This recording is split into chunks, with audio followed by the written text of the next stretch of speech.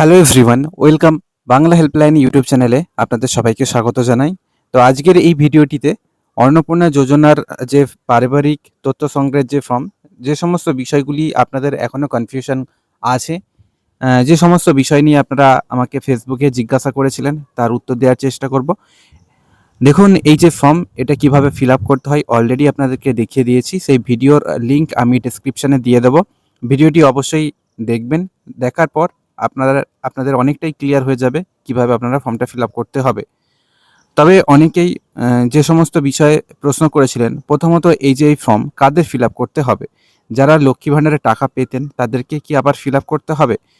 দেখুন, এই form fill up করতে সবাইকেই হবে। যারা অন্নপূর্ণা যোজনার প্রকল্পের ৩,০০০ টাকা পেতে চান তাদের সবাইকে ফিল আপ করতে হবে। আপনি লক্ষ্মী ভাণ্ডারের টাকা পেলেও বা আপনি যদি নতুন করে অন্নপূর্ণা যোজনার জন্য আবেদন করতে চান, সেক্ষেত্রেও আপনাকে ফিল আপ করতে হবে। প্রথম গেল এই বিষয়টি। তারপরে এখানে যে বিষয়, এখানে ডকুমেন্টস কী কী জমা করতে হবে সেটা একটু পরে আপনাদেরকে দেখাচ্ছি। এখানে ডকুমেন্টস কী কী দিতে হবে সেগুলো এখানে কিন্তু নির্দেশনা এখানে যেটা আছে এখানে কিন্তু লেখা আছে। আমি আপনাদের সেটা দেখিয়ে দিচ্ছি। প্রথম যে বিষয়টি এখানে আপনাদেরকে ক্লিয়ার করি।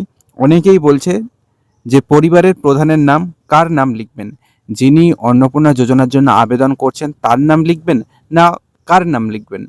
দেখুন, এই যে ফর্ম, এটা শুধু যিনি আবেদন করছেন অন্নপূর্ণা যোজনার জন্য তার ব্যাপারটা নয়। এখানে আপনার পরিবারের সকলের তথ্য আপনাকে দিতে হবে। এবার এখানে পরিবারের প্রধান বলতে আপনার পরিবারের সবচেয়ে যিনি বয়স্ক, সেটা হতে পারেন আপনার বাবা, আপনার মা অথবা আপনার দাদু বা ঠাকুমা। যিনি আপনার পরিবারের যিনি সবচেয়ে বয়স্ক তার নাম এখানে লিখতে হবে। এবার আধার কার্ড অনুযায়ী কিন্তু তার নামটা লিখবেন।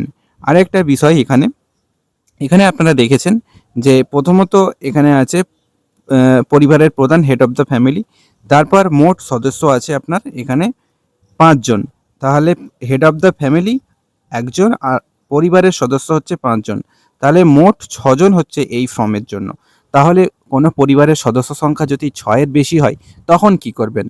তখন আপনাকে এই ফর্ম আবার জেরক্স করতে হবে এবং সেখানে সদস্য আপনার ৬, ৭ এইভাবে কিন্তু আপনাকে লিখে যেতে হবে। এই ব্যাপারটি গেল।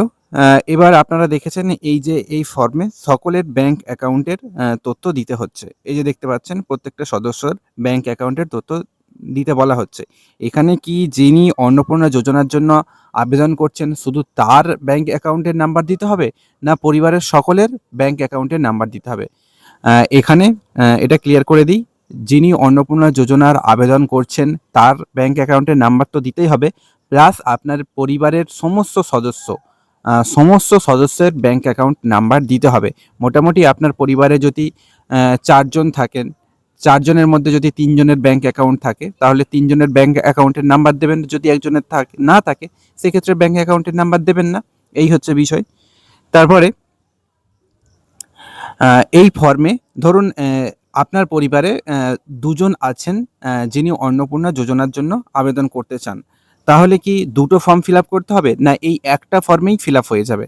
এই যে ফর্ম, এই ফর্মে আপনার পরিবারের ২ জন হোক কিংবা ৩ জন হোক, আ এই একটা ফর্মের মধ্যেই কিন্তু আপনাদের সকলের আবেদন হয়ে যাবে। একটা ফর্মের মধ্যেই আপনার পরিবারের যতজন আবেদন করতে চান ততজন আবেদন করতে পারেন। কোনো অসুবিধা নেই। এর জন্য আলাদা করে আপনাকে আলাদা ক্যান্ডিডেটের জন্য আলাদা করে ফর্ম ফিল আপ করতে হবে না। শুধুমাত্র আ এখানে আপনার পরিবারের সমস্ত তথ্য দেবেন এবং যারা অন্নপূর্ণা যোজনার জন্য আবেদন করতে চান, এখানে দেখুন এখানে ক্লিয়ার করে লেখা আছে। পরিবারের প্রধান, তিনি কি অন্নপূর্ণা যোজনার জন্য আবেদন করতে চান? হ্যাঁ, যদি হ্যাঁ হয় তাহলে হ্যাঁতে দাগ দেবেন।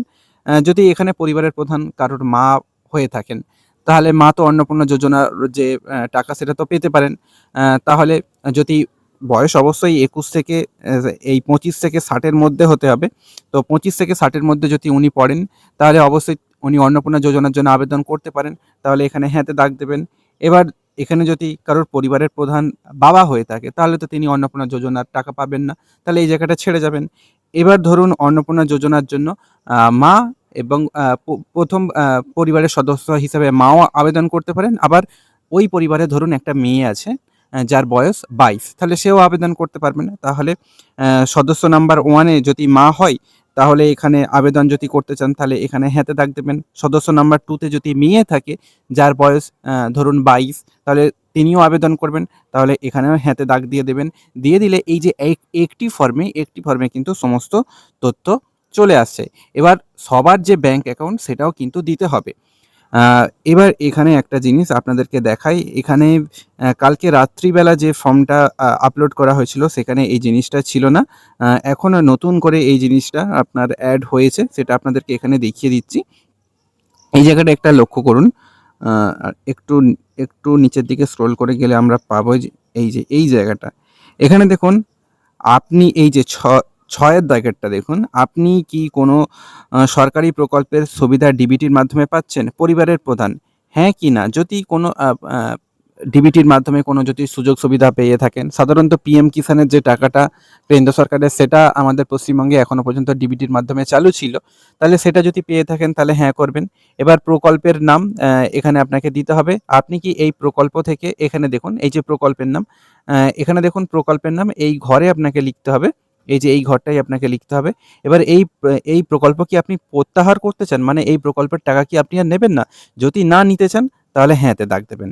তো এইভাবে অন্যান্য সদস্যর যে বিষয়গুলো আছে সেগুলো আপনাকে ফিল আপ করতে হবে। তো এই বিষয়টি নতুন অ্যাড হয়েছে, সেটাও আপনাদেরকে দেখিয়ে দিলাম।